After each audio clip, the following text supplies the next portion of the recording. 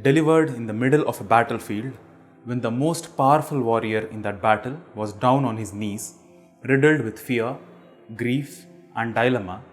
Bhagavad Gita is not only a tremendous source of inspiration and wisdom, it is also among the foremost books on yoga, offering deepest insights into the human condition.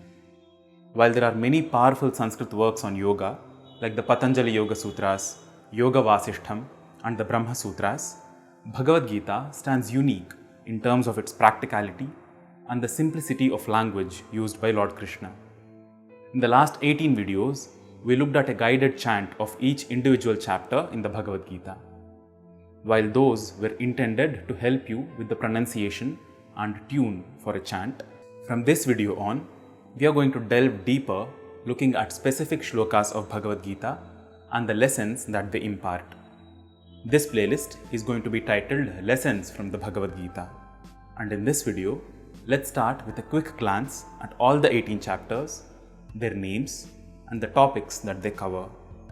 The Sanskrit channel is an effort to explore a vast variety of topics from original Sanskrit literature.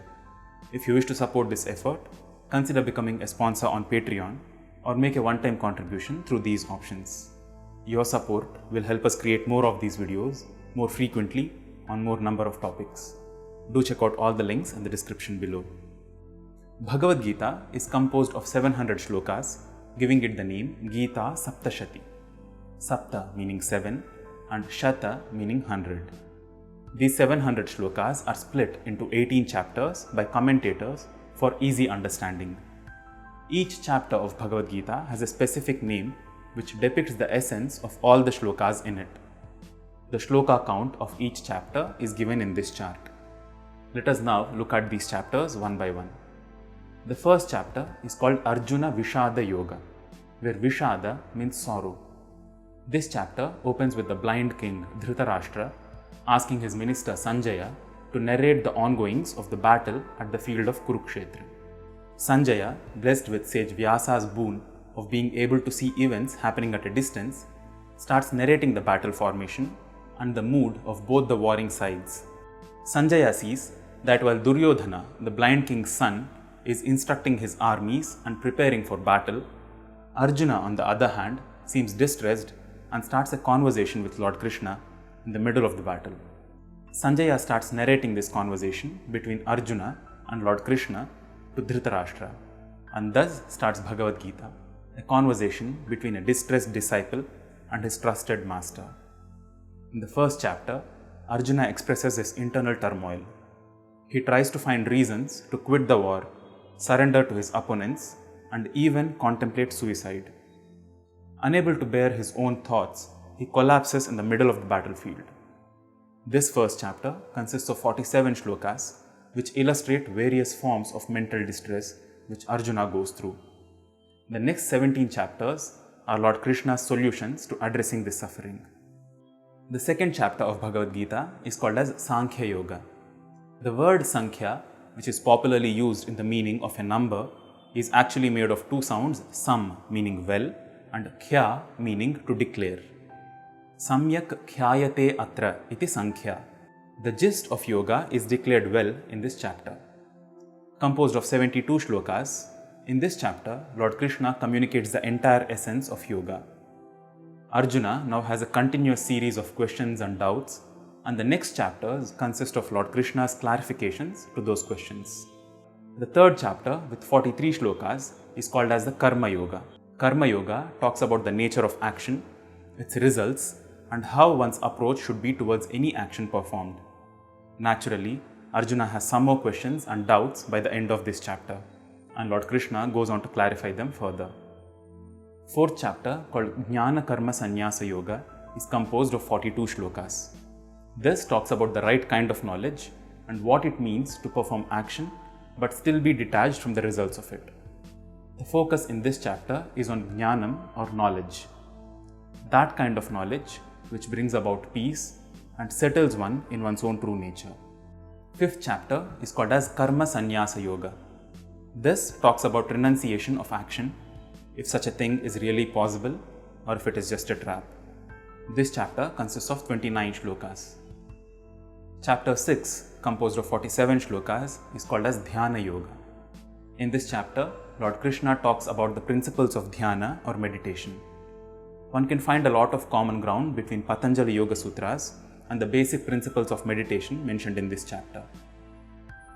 The 7th chapter is called as Jnana Vijnana Yoga. The 30 shlokas contained in this chapter discuss the distinction between external and internal knowledge, the principle of the knower and the known, the Purusha and the Prakriti phenomenon of existence. This is the chapter where Lord Krishna starts to reveal his enlightened state of existence. He poetically states that his identity is with the core of the existence and not at a superficial level. The 8th chapter has 28 shlokas and is called the Akshara Brahma Yoga.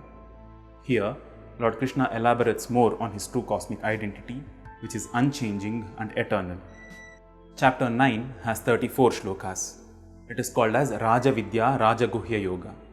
Here, he talks about the knowledge which is beyond the nature of life as we know it. He talks of going beyond the limitations of the 3 qualities of existence. Chapter 10, called as Vibhuti Yoga, has 42 shlokas. By the end of the previous chapter, Arjuna starts realizing the true magnitude of the kind of being that Krishna is. Upon Arjuna's request to talk more about his true identity, Lord Krishna laughs and starts listing out a few aspects of his grand state of being, Vibhuti. After hearing this in amazement, Arjuna seeks to witness that all-pervading form of Lord Krishna through his own eyes. Out of his compassion, Lord Krishna provides Arjuna the power to see and also presents himself in a form which is all-pervading. The 55 shlokas in which this is presented forms the content of Vishwarupa Darshana Yoga. Chapter 12 is called as Bhakti Yoga and is composed of 20 shlokas. This is the chapter of devotion.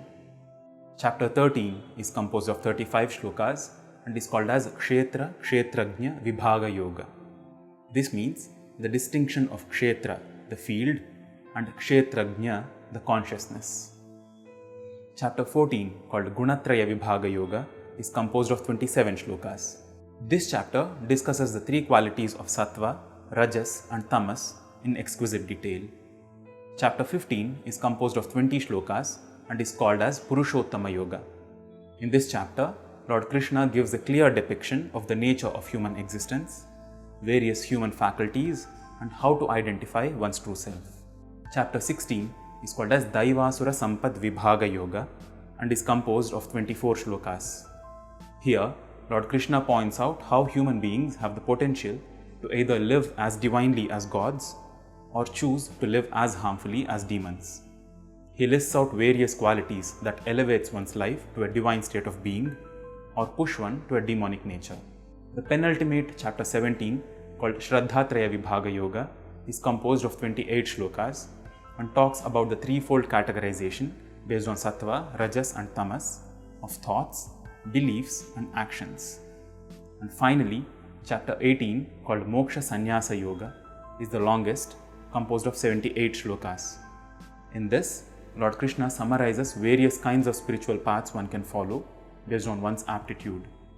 He sets the common goal of moksha, which is liberation from bondage, which is the ultimate cause of all human suffering, circling back to Arjuna's condition in the battlefield. By the end of this chapter, Arjuna bows down to Krishna for having cleared his dilemma. He thanks Lord Krishna to have helped him gain clarity and promises that he'll act accordingly. I hope this video gave you an overview of all the chapters in Bhagavad Gita. You can also make use of the guided chant videos to learn the shlokas with proper pronunciation. In upcoming videos of this playlist, Lessons from the Bhagavad Gita, we'll look at individual select shlokas of Bhagavad Gita and learn them in further detail. If you wish to support the production of more videos like these, consider becoming a sponsor on Patreon or make a one-time contribution through these options. Also, consider subscribing to the Sanskrit channel where we explore hidden gems in the vast world of diverse Sanskrit literature. See you in the next video. Namaskaram.